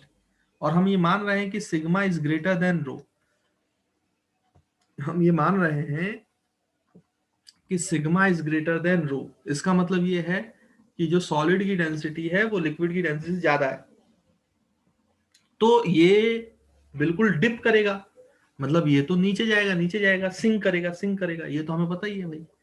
तो हम यहाँ पे क्या करते हैं, सिंक कराते हैं। तो नीचे की तरफ आपको पता है कि mg फोर्स लगेगा। अच्छा, ऊपर की तरफ आपको पता है जैसे ये वॉल्यूम अंदर जाएगा, बॉडी का वॉल्यूम v, तो ऊपर की तरफ एक बॉयंसी लगेगी बच्चों, बॉयंसी, बॉयंसी याद है आपको, फोर्स ऑफ बॉयंसी लगती है ना, फोर्स ऑफ बॉयंसी, उसको नहीं भूलना है, वो भी लगता है। और क्योंकि ये धीरे से इसकी स्पीड आ जाएगी, तो जब इसकी स्पीड आएगी बच्चों तो ऊपर की तरफ एक विस्कस फोर्स भी लगेगा, FV, विस्कस फोर्स जो अभी पढ़ा हमने स्टोक्स लॉ में। यानी ऊपर की तरफ दो फोर्स लग रहे हैं, बॉयंसी और विस्कस फोर्स। लेकिन क्योंकि आपका mg फोर्स नीचे की तरफ है और वो ज्यादा होगा बॉयंट से और विस्कस फोर्स से, तो जो एक्सेलरेशन है बॉल की वो नीचे की तरफ होगी। तो क्योंकि एक्सेलरेशन ऑफ बॉल जो है वो नीचे की तरफ है, नीचे की तरफ है क्योंकि नेट फोर्स नीचे की तरफ है, तो एक्सेलरेशन जो बॉल का है वो नीचे की तरफ है, तो नीचे की तरफ आते हुए इसकी रफ्तार बढ़ेगी, रफ्तार बढ़ेगी। अब आप खुद सोचो बेटा, इसकी रफ्तार जब बढ़ेगी और रफ्तार बढ़कर v1 हो जाएगी, तो फोर्स ऑफ बॉयंसी तो उतना ही रहेगा, फोर्स ऑफ बॉयंसी नहीं चेंज होगा। लेकिन क्योंकि रफ्तार बढ़ेगी और विस्कस फोर्स जो है वो वेलोसिटी पे डिपेंड करता है, तो रफ्तार बढ़ गई, v से v1 हो गई, तो फोर्स ऑफ बॉयंसी भी, फोर्स ऑफ विस्कोसिटी वाला भी बढ़ गया, विस्कस फोर्स भी बढ़ जाएगा। बॉयंसी तो सेम रहेगा, विस्कस फोर्स भी बढ़ जाएगा, लेकिन mg सेम रहेगा और बॉयंसी सेम रहेगी, लेकिन रफ्तार बढ़ जाएगी तो विस्कस फोर्स बढ़ जाएगा। अब नेट फोर्स घट जाएगा, अगर विस्कस फोर्स घट गया तो ऊपर वाले फोर्स बढ़ गए ना, तो mg से अब फोर्स माइनस हो रहा है, तो ज्यादा माइनस होगा फोर्स, तो फोर्स घट जाएगा, बट एक्सेलरेशन अभी भी नीचे रहेगा क्योंकि mg ज्यादा है, mg ज्यादा है। एक्सेलरेशन घट जाएगा, एक्सेलरेशन घट जाएगा, लेकिन लगेगा नीचे की तरफ ही, डायरेक्शन उसकी नीचे की तरफ ही है, डायरेक्शन उसकी नीचे की तरफ है, यानी वेलोसिटी और बढ़ेगी, वेलोसिटी और बढ़ेगी, तो विस्कस फोर्स और बढ़ेगा। अब ऐसा कभी ना कभी होगा बच्चों की विस्कस फोर्स बढ़ते बढ़ते बढ़ते बढ़ते एक ऐसी वेलोसिटी जरूर आएगी जब विस्कस फोर्स बढ़ते बढ़ते बढ़ते बढ़ते बॉयंसी और विस्कस फोर्स का सम जो है वो mg के बराबर हो जाएगा, तो नेट फोर्स 0 हो जाएगा। सोचो, ऐसा एक समय जरूर होगा कि इस वॉल की जब ये नीचे जा रहा, नीचे जा रहा, नीचे जा रहा, नीचे जा रहा, तो किसी पॉइंट ऑफ टाइम पे इसकी वेलोसिटी बढ़ते बढ़ते एक ऐसी वेलोसिटी हो गई जिसको हम वीटी बोल रहे हैं। तो उस समय वेलोसिटी बढ़ते बढ़ते बढ़ते बढ़ते इतनी हो जाएगी कि फोर्स ऑफ बॉयंसी तो कांस्टेंट था, उसके साथ लगने वाला जो फोर्स विस्कस फोर्स है, इन दोनों का सम जो है वो इसको कैंसिल आउट कर देगा। तो आपका नेट फोर्स जो है बच्चों इस समय पे जीरो हो जाएगा, और नेट फोर्स जीरो हो जाएगा इसका मतलब एक्सेलरेशन भी जीरो हो जाएगा। अब एक्सेलरेशन जीरो हो जाएगा तो क्या रुक जाएगा? रुकेगा नहीं बच्चों, रुकेगा नहीं। एक्सेलरेशन जीरो होने का मतलब रुकना नहीं होता है, नेट फोर्स जीरो होने का मतलब रुकना नहीं होता है। देखो जब नेट फोर्स जीरो हुआ तो इसने कुछ वेलोसिटी अचीव कर ली ना, अचीव कर ली। अब जिस वेलोसिटी के साथ वो मूव कर रहा है और उस पर नेट फोर्स जीरो है, तो वो उसी वेलोसिटी के साथ मूव करेगा, कांस्टेंट वेलोसिटी, क्योंकि एक्सेलरेशन नहीं है, फोर्स नहीं है, तो अब वेलोसिटी में चेंज नहीं आएगा। जो उसकी वेलोसिटी वो फिक्स हो जाएगी और ये कांस्टेंट वेलोसिटी के साथ मूव करेगा। और जब ये कांस्टेंट वेलोसिटी के साथ मूव करेगा तो विस्कस फोर्स भी फिक्स हो गया और बॉइंट फोर्स भी फिक्स हो गया, तो इन दोनों का सम हमेशा mg के बराबर होगा और ये कैंसल आउट होगा और बॉल जो है वो हमेशा एक कांस्टेंट स्पीड के साथ नीचे जाएगा।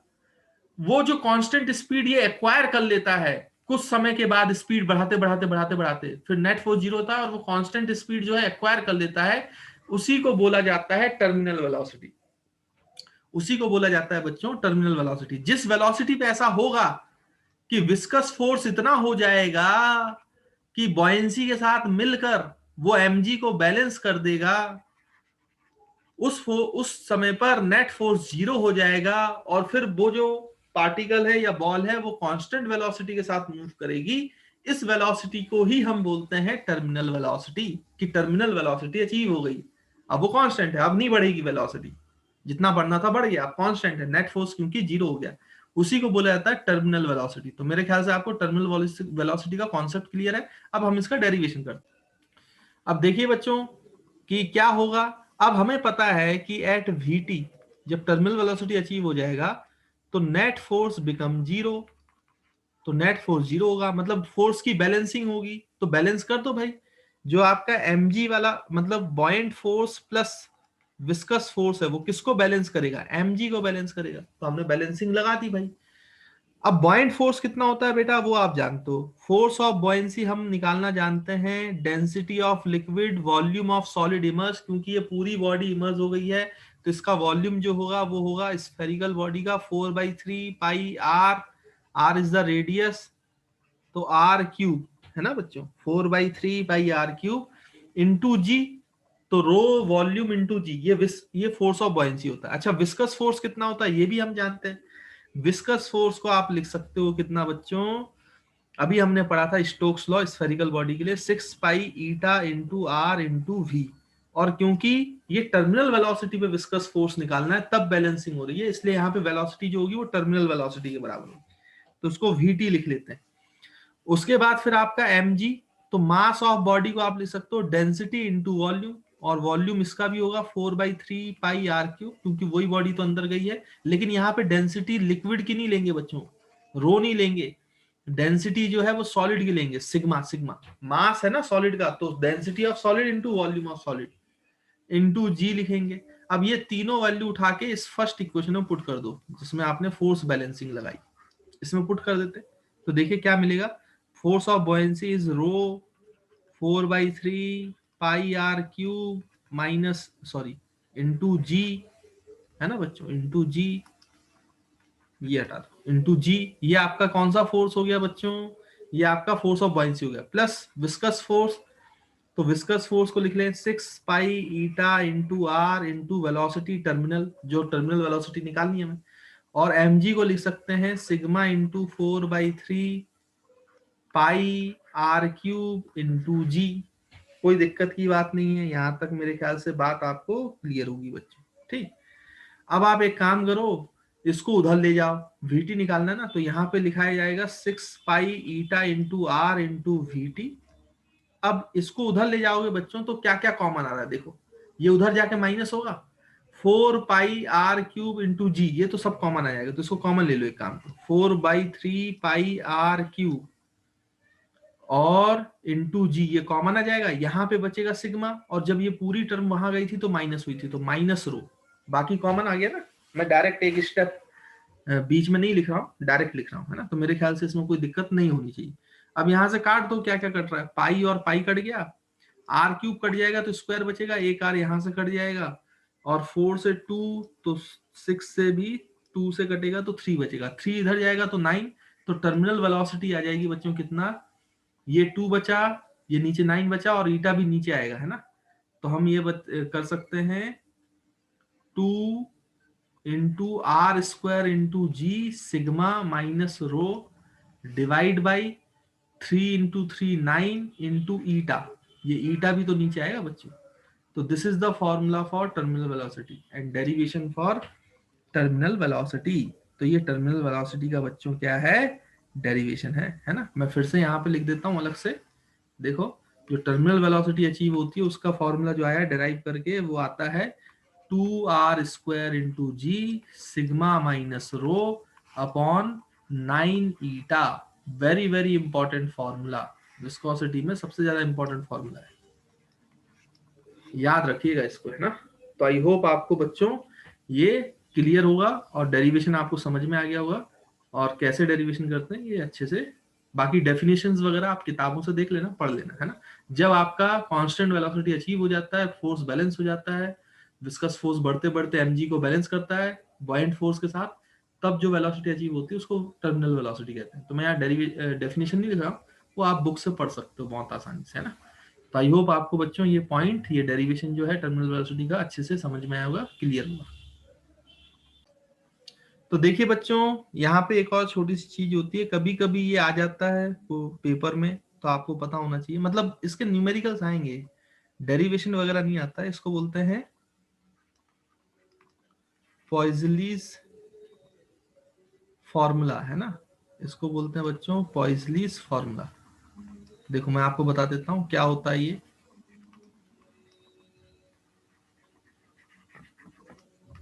पॉइजलीज फॉर्मूला थोड़ा सा बच्चों बुक में एक बार चेक कर लेना, पॉइजली की स्पेलिंग जो है मतलब थोड़ी गड़बड़ हो सकती है, ये मैं आपको बता रहा हूँ, है ना। तो वो आप थोड़ा सा चेक करके लिख सकते हैं। चलिए देखिए पॉइजलीज फॉर्मूला, पॉइजली ने क्या फॉर्मूला दिया था उसको देख लेते हैं। तो एक जो पाइप है, अगर आप जानते हो बच्चों कि इस पाइप में मैं यहाँ पे प्रेशर डिफरेंस क्रिएट कर दूं, मतलब ये P1 प्रेशर है और यहाँ पे मान लो पॉइंट पर P2 प्रेशर है, तो मैंने प्रेशर डिफरेंस क्रिएट कर दिया P1 is greater then P2। तो आपको पता है कि इस पाइप में जो भी लिक्विड होगा वो फ्लो करना चालू कर देगा, फ्लो करेगा फ्लो करेगा फ्लो करेगा। तो जहां प्रेशर कम है, मतलब फ्लो जो होता है लिक्विड का वो हमेशा high pressure to low pressure होता है। तो यहाँ पे लेफ्ट पे हाई है, राइट पे लो है, तो लेफ्ट टू राइट पानी फ्लो करेगा, पानी फ्लो करेगा। तो ऑब्वियसली बात है राइट वाले पोर्शन से पाइप से, जिस पाइप की रेडियस जो है बच्चों वो कितना है, ये जो पाइप की रेडियस है या ट्यूब की रेडियस है वो आर है, तो इस आर रेडियस के क्रॉस सेक्शन से कुछ ना कुछ पानी बाहर आएगा। अच्छा, कुछ ना कुछ पानी का वॉल्यूम पर सेकंड बाहर आएगा, वॉल्यूम पर सेकंड। ये जो वॉल्यूम पर सेकंड होता है ना बच्चों, इसको बोलते हैं फ्लो रेट। फ्लो रेट ये मैं पहले भी आपको बता चुका हूं। और ये जो फ्लो रेट है इसको जनरली क्यू से डिफाइन करते हैं। तो क्यू क्या है, volume flow per second, volume flow per second inside a pipe of radius R between the pressure difference P1 and P2। तो जो प्रेशर डिफरेंस है बच्चों यहाँ पे, तो प्रेशर डिफरेंस को हम मान लेते हैं कि जो प्रेशर डिफरेंस है वो दोनों पाइप के बीच में जो है, जो P1 माइनस P2 है उसको लेट सपोज P मान लो, है ना। Pressure difference is equals to P which is equals to P1 minus P2, ये हम मान लेते हैं प्रेशर डिफरेंस जो P है वो, और ये फ्लो रेट Q है। तो कितना वॉल्यूम किसी पाइप से निकलेगा पर सेकंड, फ्लो रेट Q, ये निकालने का तरीका हमें पॉइजलीज फॉर्मूले से मिलता है।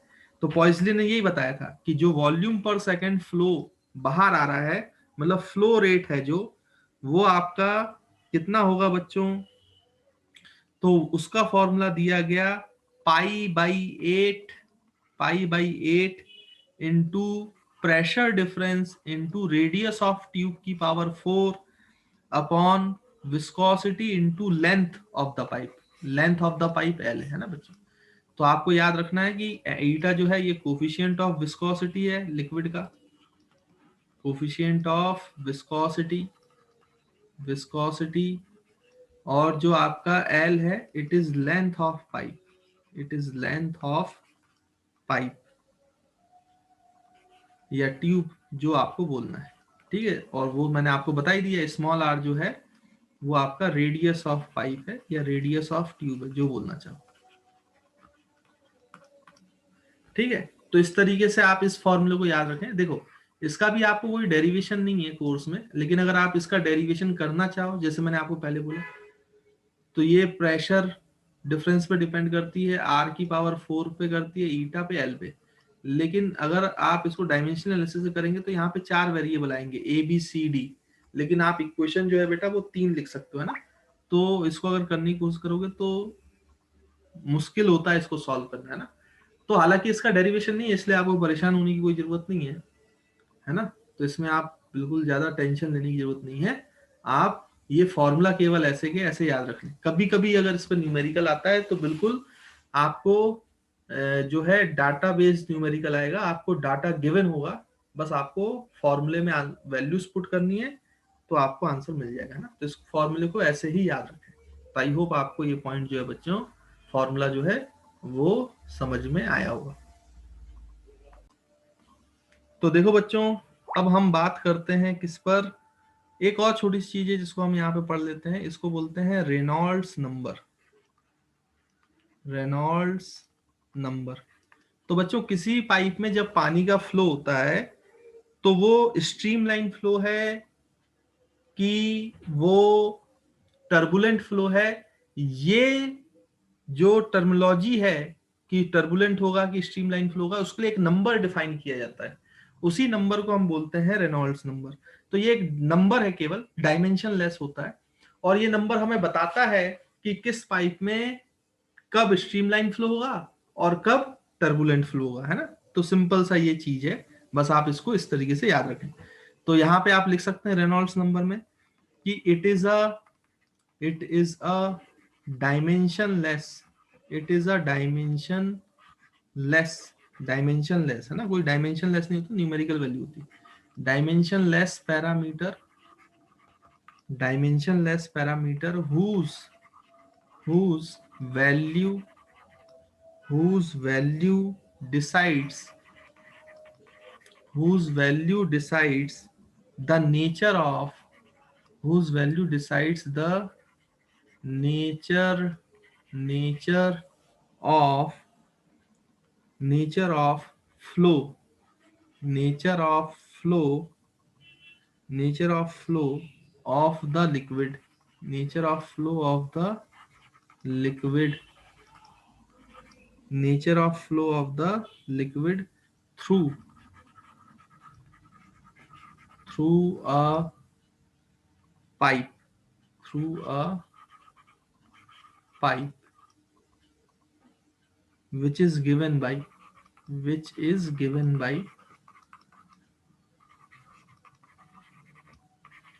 तो भाई क्या है, एक डायमेंशन लेस पैरामीटर है जिसकी वैल्यू डिसाइड करेगी कि किसी भी पाइप में फ्लो जो है लिक्विड का, उसका नेचर क्या है, स्ट्रीमलाइन की टर्बुलेंट। तो उसको कैसे दिया जाता है ये, तो इसका एक फॉर्मूला होता है बच्चों, अगेन फिर से कोई डेरिवेशन वगैरह नहीं करना है, सिर्फ इसको याद रखना है। तो रेनॉल्ड्स नंबर को हम आर ई से डिनोट करते हैं बच्चों, और रेनॉल्ड्स नंबर जो होता है, ये आर ई जो है ये आपका रेनॉल्ड्स नंबर बोला जाएगा, रेनॉल्ड्स नंबर। और इसका जो फॉर्मूला होता है ये होता है density of liquid into velocity of liquid through the pipe. याद करो, वेंचुरी मीटर से निकाल सकते हैं। D is the diameter of pipe, वो भी हम कैलकुलेट कर सकते हैं, और eta is the coefficient of viscosity. तो इस तरीके से रेनॉल्ड्स नंबर निकाला जा सकता है। वेयर, याद रखेंगे इसमें कौन सा टर्म क्या है बच्चों, वो मैं आपको यहाँ पे लिख देता हूँ। Rho is the density density of liquid, तो लिक्विड की डेंसिटी है भाई ये।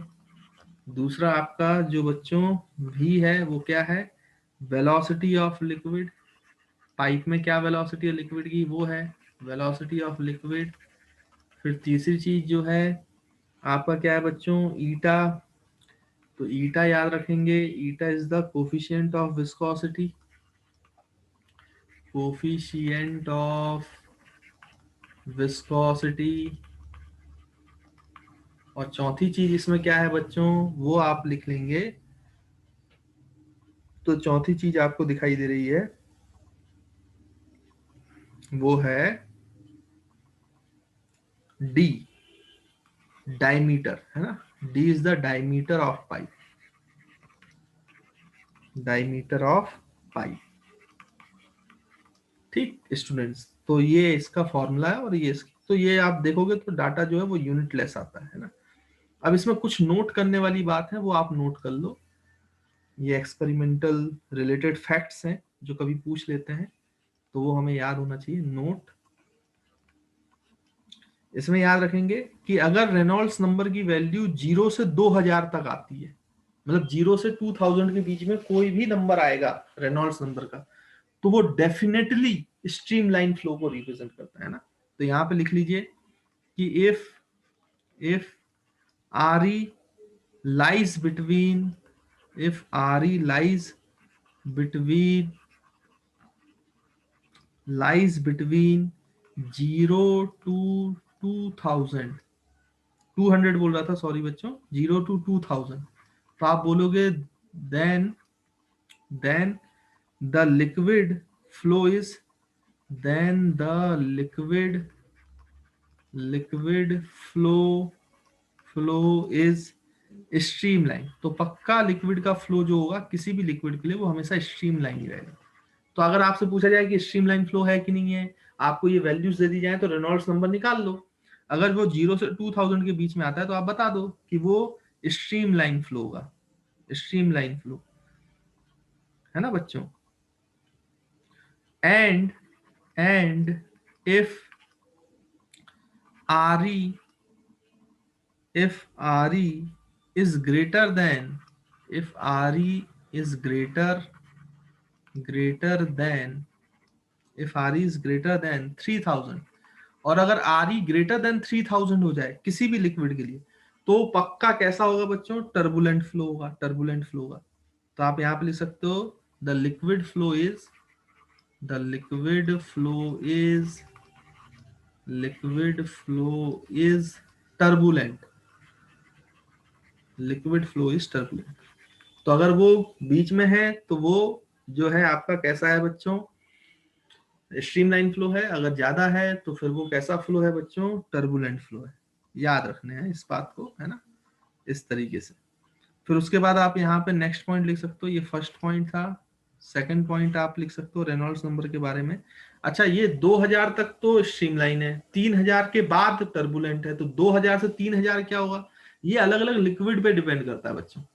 तो एक क्रिटिकल वेलोसिटी होती है ना, मैंने आपको बताया था, तो क्रिटिकल वेलोसिटी या उसके करस्पॉन्डिंग एक क्रिटिकल रेनॉल्ड्स नंबर होता है, जिसमें अलग अलग लिक्विड की रेंज होती है। लेकिन अगर 2000 से कोई भी लिक्विड नीचे है तो वो स्ट्रीमलाइन ही होगा, और कोई भी लिक्विड 3000 से ज्यादा है तो वो टर्बुलेंट ही हो जाएगा। लेकिन 2000 से 3000 के बीच में अलग अलग नंबर्स पर कोई लिक्विड स्ट्रीमलाइन और टर्बुलेंट बन सकता है ना।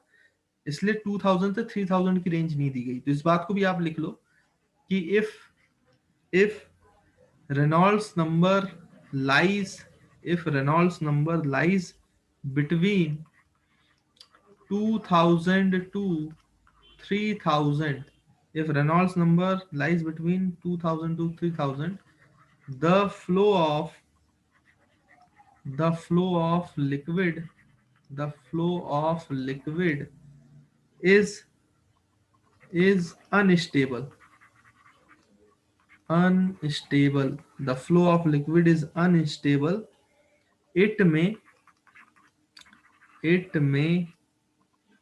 change from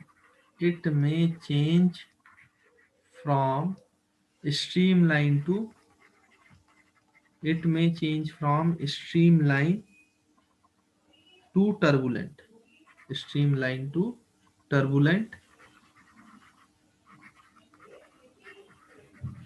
Liquid is unstable. Liquid may change from streamline to turbulent and vice versa. तो स्ट्रीमलाइन से टर्बुलेंट भी हो सकता है अगर ज्यादा हुआ, और कम हुआ तो टर्बुलेंट से स्ट्रीमलाइन भी हो सकता है। इसलिए वाइस वर्सा भी हो सकता है ना। अलग अलग लिक्विड के लिए वो अलग अलग कंडीशंस होंगी, इसलिए 2000 से 3000 पे डायरेक्टली आप कमेंट नहीं कर सकते। ठीक है बच्चों, तो मेरे ख्याल से आपको इसमें कोई दिक्कत नहीं है। और जैसे मैंने आपको बताया, एक पर्टिकुलर क्रिटिकल वेलोसिटी पे रेनॉल्ड्स नंबर होता है जिसपे स्ट्रीमलाइन से टर्बुलेंट में कन्वर्ट होता है किसी लिक्विड का फ्लो, उसको हम क्रिटिकल रेनॉल्ड्स नंबर बोलेंगे, है ना। तो आप यहाँ पे थर्ड पॉइंट में लिख लीजिए कि the exact value at which the exact value at which the exact value at which turbulence turbulence is set up turbulence is set up in a fluid in a liquid in a liquid is called as critical Reynolds number, is called as critical critical Reynolds Reynolds number. तो उसको critical Reynolds number कहा जाता है ना बच्चे। तो critical velocity पे जो टर्बुलेंट फ्लो स्ट्रीम टर्बुलेंट में फ्लो करता है, उस पे जो रेनॉल्ड्स नंबर की वैल्यू आएगी उसको क्रिटिकल रेनॉल्ड्स नंबर बोलेंगे। तो मेरे ख्याल से आपको रेनॉल्ड्स नंबर का जो फॉर्मूला वो क्लियर होगा और उसके जो रिलेटेड फैक्ट्स हैं वो भी आपको समझ में आएंगे बच्चे। तो this is about Reynolds number. तो this is all about viscosity, है ना। तो विस्कोसिटी में हमें इतना पढ़ना था, वो मैंने आपको बता दिया।